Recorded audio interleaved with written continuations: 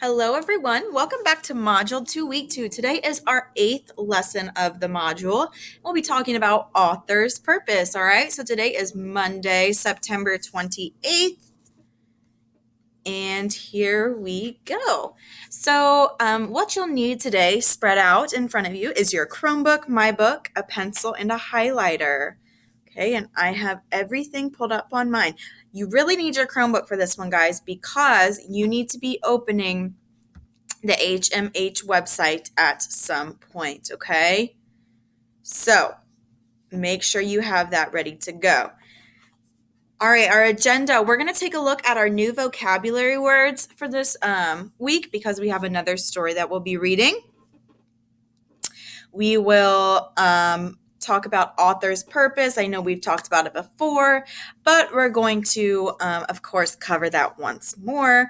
Then our read and respond journal is why you will need your HMH website pulled up because that is an activity we'll be doing together on there. Then we'll wrap up and you'll have some time to work on your own. So our first new vocabulary word for this week is witness. Can you say that word? Witness? A witness is someone who appears in court to say what he or she knows about a crime, okay? A lot of times a witness sees something happening, okay? So look at the example sentence. The witness saw what happened and promises to tell the whole truth about it. Okay, so this lady looks like she's swearing and promising to tell the truth. Our next word is presiding. Can you say that word? Presiding. If you are presiding over an event, you are in charge of it, okay? So, for example, I am presiding over our 5th grade virtual learning. Reading virtual learning, at least. Miss Colbert is presiding over the 5th grade math virtual learning. Okay, and of course, a judge is presiding over a courtroom. He's in charge of what's going on in the courtroom. Our next word is attempted. Maybe you've heard of the word attempt. See that? Oops, it's being covered now. Can you say attempted? If you attempted something, you tried to do it. Okay, you tried. Attempt is to try. Our dog attempted to dig a large hole, but I stopped him.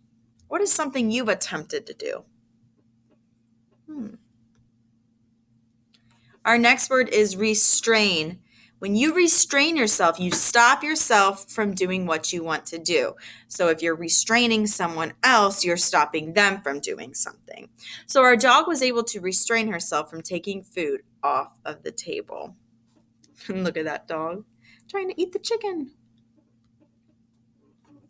Next word is contempt. Can you say that word? Contempt? When you show contempt, you show little or no respect for someone or something. Example sentence, when people feel contempt, they sometimes behave in ways that are angry or disrespectful. So here's a question for you. Why do you think it is considered bad when someone is held in contempt of court? Just something for you to think about. All right. So, like I said, today we will be talking about author's purpose. Okay, so after looking at September Evaluate, the 5th grade teachers noticed that a lot of the questions that we were missing as a whole group were related to author's purpose of a text. So we know that you could tell us 3 reasons why authors write. However, we just feel like we need to review it just to make sure that we all fully understand what an author's purpose is and how to find it. So let's take a look back at our anchor chart that we've looked at a few weeks ago, okay? So this should be a review for us. So we know author's purpose is his or her reason for writing a text. Knowing the purpose helps us recognize the author's message. Okay, so authors write with a specific purpose in mind, as we know, okay? So a lot of times the genre, if you look down here, the genre should be the first thing we look at because that can often give us clues to a writer's purpose or the author's purpose. Okay, and after that, then we'll ask questions about what we're reading and find answers. So A lot of times authors write advertisements and speeches to persuade. So that's an example of how, if we know the genre, then we are able to know what the author is trying to do. What is their purpose for writing that? So if it's an advertisement, they obviously want to persuade you to buy something. Nonfiction books and articles are usually written to inform, okay? Inform. And then stories and plays are usually written to entertain. We'll actually be reading a story later this week.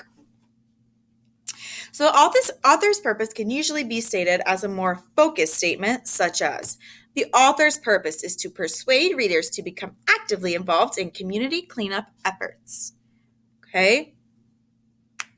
That's a focused statement about what the author's trying to do, and we are able to set that focus statement once we figure it out. Okay? But first we have to define the genre and then ask ourselves questions about what we're reading to find the answers. Okay, so some questions we can ask ourselves. Does the title tell us anything about the purpose? What is the genre? Obviously, I've said that like 5 times already. How can the genre help us determine this? Is the author trying to get us to do or believe something? And what in the world are they trying to make us to do? What do the words in the text make us think they want us to do or believe? Is the author trying to teach you something or give you facts about a topic? What have you learned from this text? Is the author trying to keep your attention so you will be entertained? How do you know? Okay, so we know there's 3 types of author's purpose: persuade, inform, and entertain. Or we can look at it as pie. Okay, so persuading, the author wants you as a reader to think or act in a certain way. Inform, they want you to share information about a topic. And entertain, the author wants readers to enjoy a story. So now that we've talked about it, let's see if we can come up with 2 or 3 titles that we've read that would would fit under each of these reasons. So here's a persuasive. In 3rd grade, okay, if you went to Mary Bryan in 3rd grade, you, as an author, wrote a letter to Mrs. DeHart, who was our old principal, and Mr. Heath, who was our current principal, telling them something that you wanted to change about Mary Bryan. You gave reasons and examples as to why they should follow through with this. You, because you were the author, you were trying to persuade them to get what you wanted to be done. Can you think of any other times in school that you tried to persuade an audience? Or was there an article you read that tried to persuade you? Just think about that. When have you read or wrote something that tried to persuade you?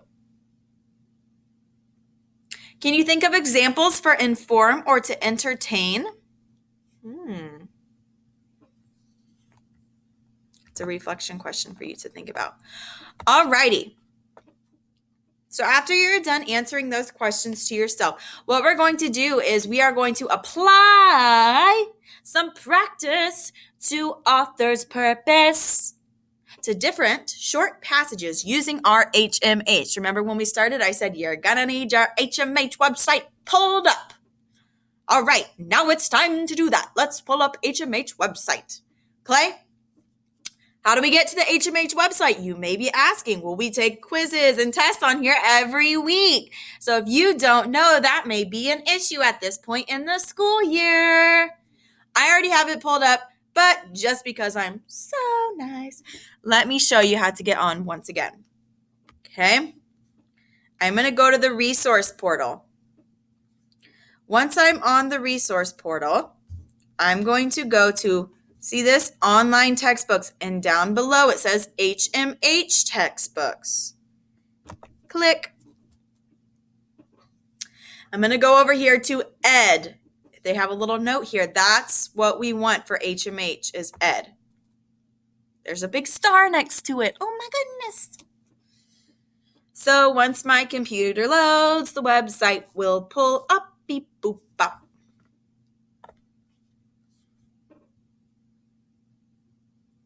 Come on. Load.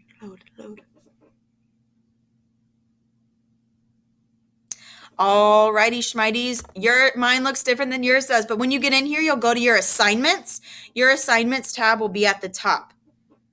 Okay, you're going to look for a read and respond interactive journal called Counting Birds. You're going to click it. You're going to open it. Okay? And you can see the directions. Complete the read and respond interactive journal as you go through Module 2, Week 2, Day 8 lesson with me. I'm Miss Shotley. Make sure you submit when you are finished. Okay, so as you continue watching the lesson with me, we're going to fill this out together. Okay, so if you need to pause and pull this up, please do so. As you can see, there are 11 questions on here. So what a read and respond interactive journal is, basically it's a story that's broken up in pieces, and we're going to read each piece of the story on each page. Okay?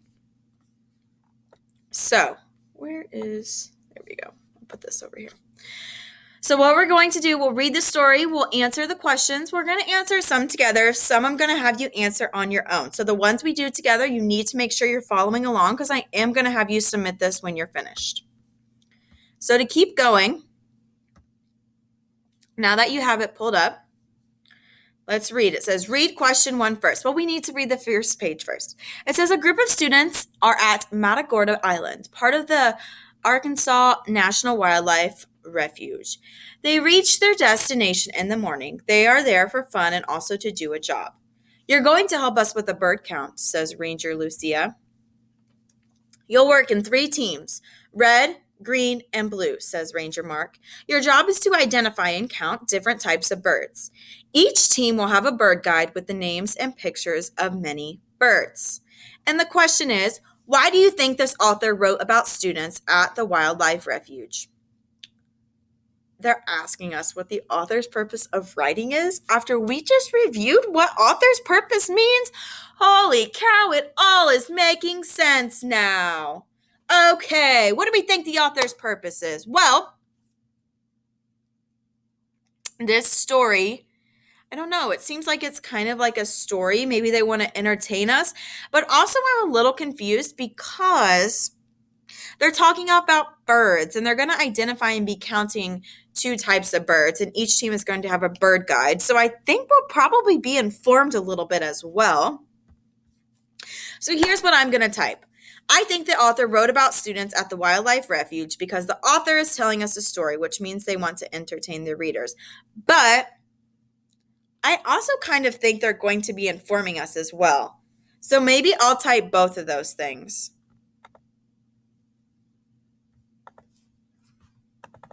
So really what I should do is I should be typing this in my read and respond interactive journal, because you need to be typing in yours.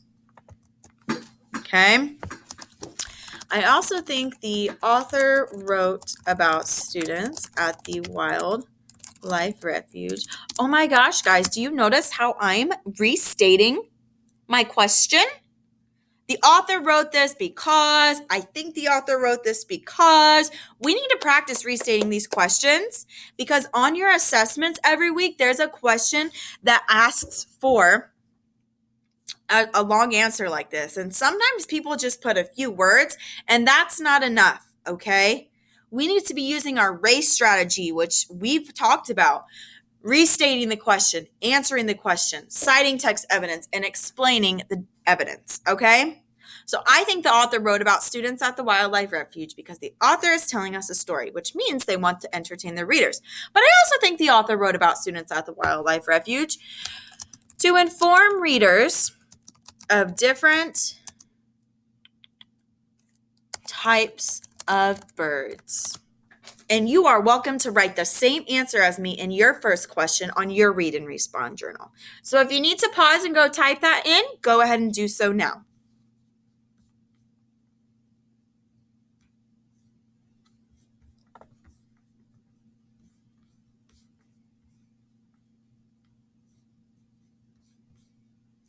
Okay, so we're going to move on to number 2 in our read and respond journal. Actually, I'm going to let you do numbers 2 and numbers 3 by yourself. I forgot, I'm skipping those 2 because those are for you to answer on your own. All right, and they This one's asking, do you understand? What can you do? So that's a personal question for you. And then one question you have about the text so far. So you should be answering those questions on your own. That takes us to number 4. Let's read. Emma, Josh, and Tia are on the blue team. They start out without looking at the guidebook. Pretty soon they see some birds. Look, says Emma, little yellow birds. Does anyone know what they are? Asks Tia. Not me, says Josh. That's an incredibly bright yellow. Let's see if we can find them in the book. Check this picture, says Tia. I think these are American goldfinches. So do we think this text is more interesting or more entertaining so far, and why? This is a little bit of an opinion question as well, but what I've given you right here is a sentence starter. So you're going to restate the question using what I have for you. All right. And my purpose to do number 4 with you was to show you how to restate this type of question. So I want you to answer it. I'm not going to tell you my answer because, well, there's no right or wrong answer here. And what I say might not necessarily be what you're thinking. So make sure that you use the sentence starter that I have provided for you over here while you type your answer in here. I think the text is more blank because, and then you are free to answer.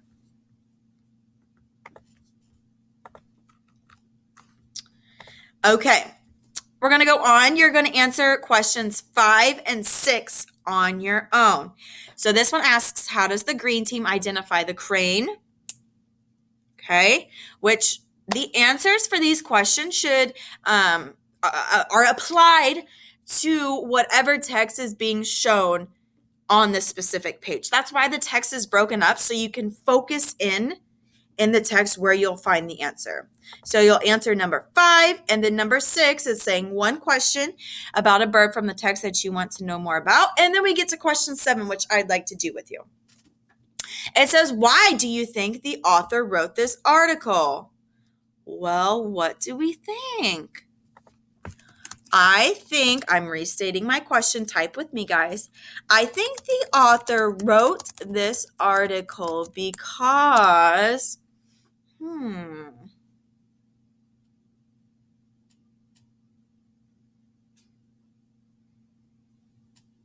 why do we think the author wrote this article? Because they wanted to, I remember I said, I thought it was informing and entertaining so far, but really I think it's been more informative. So I think the author wrote this article because they wanted to inform the readers about different types of birds. They also wanted to show how people can help around their communities. Okay, you can go ahead and pause what I have typed, or if you have a different answer than me, go ahead and type that. I would love to read what you have to say. Okay, so I'm going to keep on moving. We have question 8. You do, of course, need to read the text before you answer that, and you'll answer the rest of the questions together, 8, 9, 10, and 11. When you are finished, you need to make sure you press finish or I'm done, okay? And if you don't answer, it's going to tell you, like it's doing to me right now, that you have to answer the question. So make sure you press finish, I'm done, all that, so I'm able to see your work, or else it won't show me that you've turned it in, and I won't be able to give you points for your work, okay? So make sure to click I'm done when you're finished, and then you're going to move on to your reading centers. So for your reading center, you'll find it in the module under Monday, September 28th, independent work. Your first task is, well, what we just did. So you need to watch the lesson, follow along, submit your read and respond journal. Then you're going to answer these vocabulary slides. Okay, and then make sure you submit the slides as well on Canvas.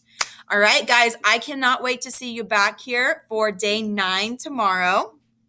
I hope you had an amazing Monday.